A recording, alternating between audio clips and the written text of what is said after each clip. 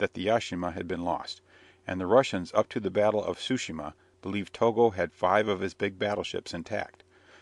In the battle of 10 August he put in his main fighting line the 2 powerful armoured cruisers Nisshin and Kasuga, purchased from the Argentine government on the eve of the war. The battle began with long-range firing at 1 p.m.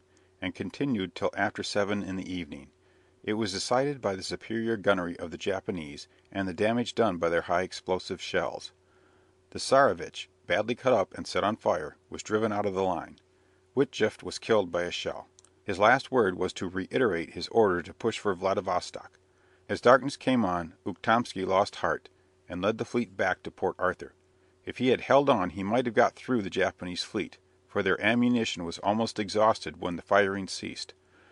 Reitzenstein, with the cruisers, tried to execute Witjeft's last order. The Pallada, however, left him and followed the battleships. The rest of the cruiser squadron and the destroyers that accompanied it were forced to part company, and only the Novik got through to the northwards. The Diana fled southwards to the French port of Saigon.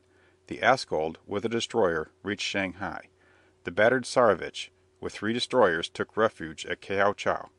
All these ships were disarmed by the French, German, and Chinese authorities, and detained till the end of the war, when they were restored to the Russian government. The Novik failed to get into Vladivostok, but reached a Russian port in Saghalien, where a few days later she was tracked down and destroyed by Japanese cruisers. The Vladivostok squadron had come out to meet the unfortunate Witjeft.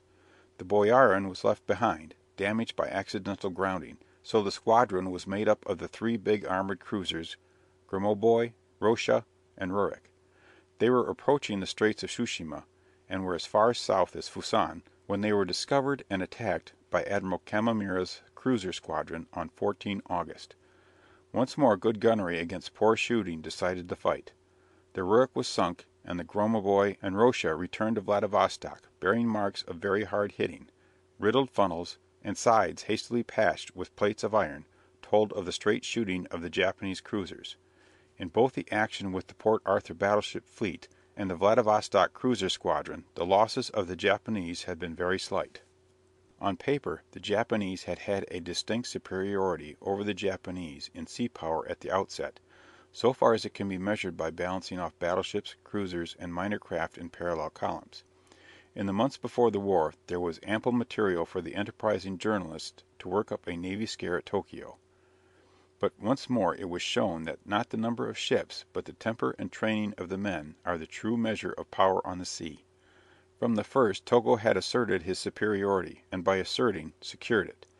After the naval engagements of 10 and 14 August, the Russian Navy in the Far East accepted a position of helpless inaction. Ukhtomsky kept what was left of the fine fleet that had been originally assembled at Port Arthur, anchored in the landlocked harbour till his ships were sunk by fire of the besieging batteries. While the Far Eastern fleet was still in being, and Port Arthur was holding out, the Russian government had announced its intention of sending a second fleet from Europe to the seat of war. It had 2 fleets in European waters, those of the Black Sea and the Baltic. The Black Sea fleet was not available. International treaties barred its exit from the Dardanelles. Only the Baltic dockyards could supply the new armada. As soon as the news of the first torpedo attack on Port Arthur arrived, in February 1904, there was talk of the new fleet for the East, and unofficially the end of June was spoken of as the time when it would be ready to sail. From the first it was obvious that this was an over-sanguine estimate, unless the fleet was to be made up entirely of old and weak ships. The best units that could be made available, and without some at least of which the fleet could hardly be sent out, were 5 powerful battleships that were being completed, in the Neva yards and at Kronstadt. 2 had been launched in 1901, 2 in 1902, and the 5th in 1903. But even on the 1901 ships there was a large amount of work to be done. Naval experts declared that the fleet would not be ready for a year, and that even then the difficulty of coaling would make its voyage to the other side of the world in wartime a hopeless task for the admiral in command. By hard work the fleet was made ready for sea by the middle of September. The coaling difficulty was overcome by taking colliers with the fleet, contracting with a German firm to send large coal-laden steamers to various points on the route selected, and straining to the utmost the benevolent neutrality of France, and using her colonial ports as halting places on the way. There was some difficulty in recruiting a sufficient number of engineer officers and of stokers who could manage the Novell tubular boilers of the new battleships, and the fleet was undoubtedly handicapped by the inexperience of its engine room and stokehold staff. Admiral Rojdestvensky, the officer chosen for the supreme command, had an excellent record.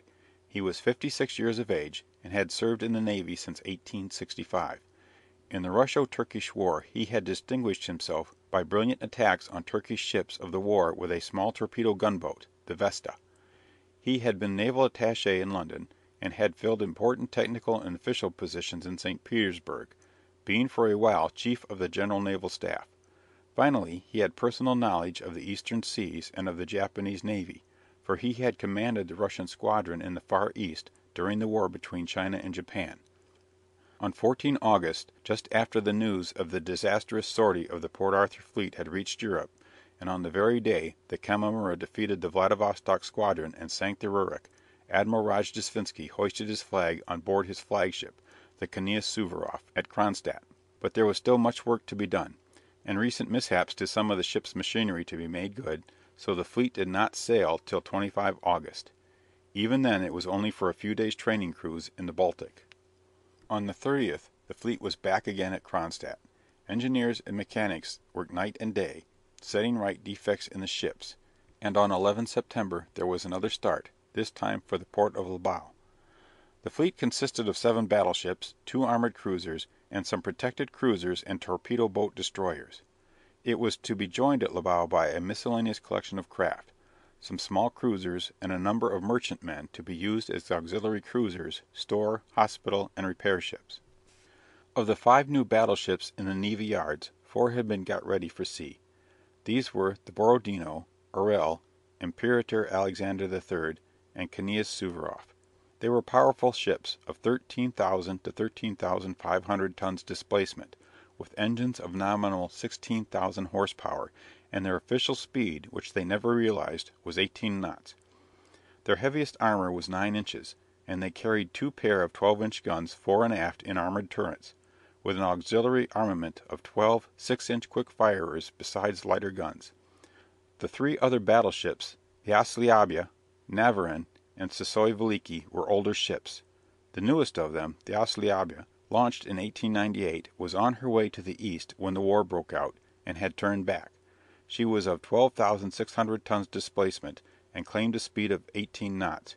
She carried 4 10-inch and 11 6-inch guns. The other 2 ships were rated as having 16 knots speed, but probably could not much exceed 12. Their displacement and principal armament were: Navarin, 10,000 tons, 4 12-inch guns, 8 6-inch quick firers.